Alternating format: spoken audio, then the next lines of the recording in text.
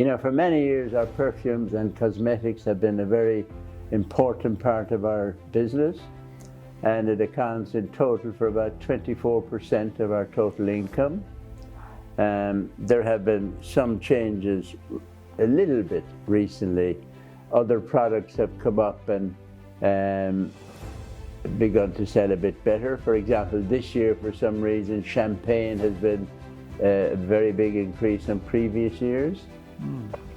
And this year also, our biggest single item has been the new launch of iPhones with iPhone 12. So Apple products have become a very big supplier to us. But overall, our biggest supplier right at the moment is Louis Vuitton Group. But of course, they represent many different brands. But in summary, our perfumes and cosmetics are the single biggest category of our business. And the top #1 item for the last 6 months has been the iPhone 12. I see. I can just imagine with visitor arrival figures going up lately, how busy is the Dubai duty-free these days? Our Dubai duty-free is doing very well in comparison to last year. But now last year was a difficult year, as you're aware. Everywhere in the world suffered, and our duty-free business dropped last year versus 2019. But it's beginning to recover, and it's recovering very well. And this year is doing very good, and we're very happy to say that. Okay, just a follow-through question to that. Sir, what then is your assessment of the current, visitor or hospitality industry here in the city, Dubai? I think it's beginning to come back very strongly. You know, in 2019, there were 89 million passengers through Dubai Airport. In 2020, there were 22 million. And that's, at the beginning of this year, it looked to be about the same for this year, but it's beginning to grow. And it depends, there are now 19 countries that visitors or residents from Dubai can travel directly to. And of course, we're keeping our fingers crossed and hoping that that the UAE is removed off the red list to the UK, and that will account for a lot of traffic. But what we have found this year, and it's very positive, because although the traffic is not coming back as quickly as we thought, the people that are shopping bigger than previously. And we have a measurement we do in the duty-free of sale per head, the value of sale per head. And the value of sale per head this year versus previous couple of years has gone from $39 per head to $58 per head. So that's a very positive thing for us. So you mean there's a change in customers' purchasing behavior? They're spending. Yeah, they're spending more. Yeah. And we're assessing why that is. And we think there's a few reasons. One is people were dying to travel and haven't traveled for a long time. So they're using the opportunity to buy what they consider as bargains.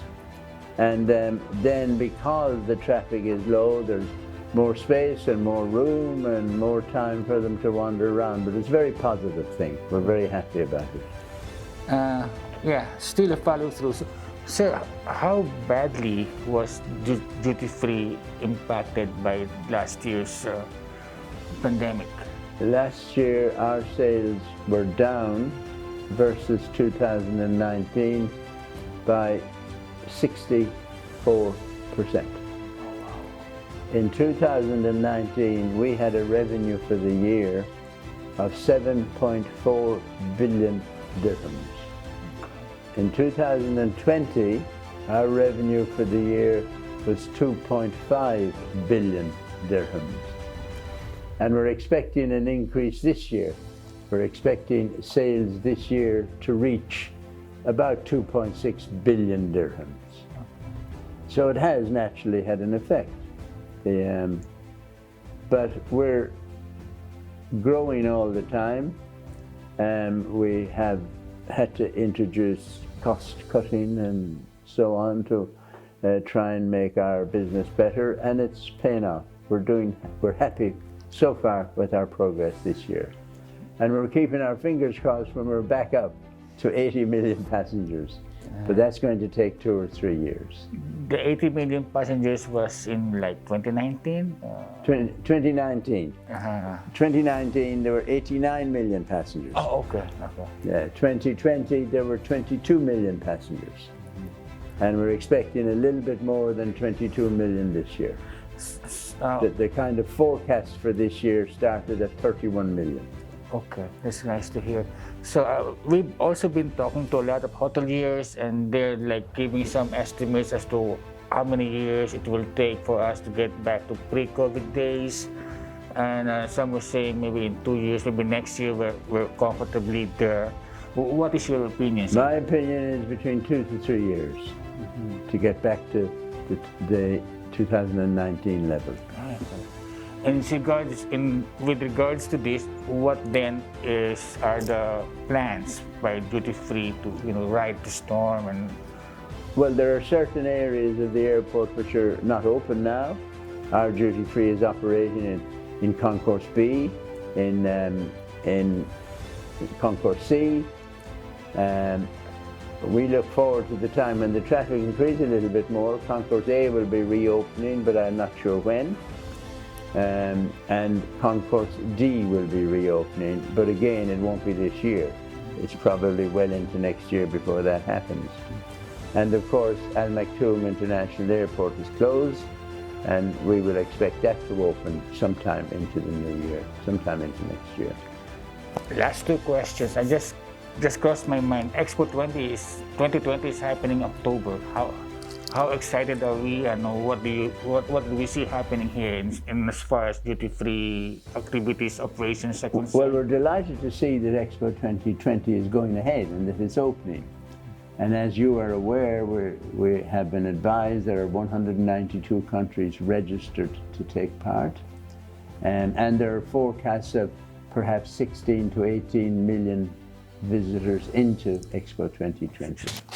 And what I'm even more pleased about is the Dubai Duty Free, we're putting an Irish village, bar and restaurant in the 2020 site. It's being constructed right at the moment. We expect it to open in September of this year. And we see that as very positive. And of course, as part of that, Dubai Duty Free will have a click and collect system. We will have desks in place where people can place orders and they can join our online services, and there will be a service desk there to do that. And we now have a home delivery service which we introduced last year in Dubai Duty Free, and we expect that a lot of business will come from that. So we're very positive about Expo 2020. That's great. And I'm not going to hold you for long. I mean, I know you're very busy, sir. There's one last question about that. How would you assess, or how do you think the government fared in addressing these concerns about the pandemic? Did they move fast? Were they good enough? I think they did a fantastic job. And I'm happy to read and see all the time that they're number 1 in the world with the number of vaccines they have given to people. They have given out 13.5 million vaccines to a population of 9.5 million. And they're the top of the world. I think they did a terrific job. I'm very happy that they have the rules in place where people wear masks when they go out, and they control the opening of businesses very well. We own 2 Irish villages in Dubai, for example, in the public in Dubai, one in Garhoud and one in Studio One, and they have been doing very well. And I think how the government have managed it and how the health authority have managed it is a lesson for the world. I think 10 out of 10, or 100 out of 100. There you go, yeah, to follow. Well, yeah, that's it. Well, Mr. Joe, I wish you the very best. I'm happy to say that we have 1,053 Filipino staff working for us. Okay, that's a big. And they are 40% of our total staff. 43. Yeah. And as you know, in Dubai Duty Free, we introduced a system 20 years ago of internal promotion. We do not recruit senior people from outside. And all our positions in duty free of a senior nature are people that go through our system and get trained in-house and get promoted in-house. And many of our senior positions, our supervisors, our merchandisers, our shift managers, all of these people are Filipino staff, and I'm very happy to do that. Wow, really? Yeah. And I went to the Philippines in 1983. I did interviews with our agent at the time was the Manila Staff Builders, which was owned by a man called Roger Manalo. Okay. And we recruited the first Filipino staff into here. And the last one only just retired. That's a copy of the photograph. There you go. Wow. And the last one retired. Oh. Yeah, 83. I was in college back. Okay, 1983. And of course, our HR people have been to the Philippines many times. We have an agent in the Philippines called IPAMS. Okay. And Mr. Hernandez is the person that we meet there. And our HR department has been there frequently. And I remember in 1983 getting onto a ferry in Batangas and sailing to Calapan in Mindoro with that gentleman in the photo, Mr. Manalo. And we went on a day trip over to, and we met the mayor of the city.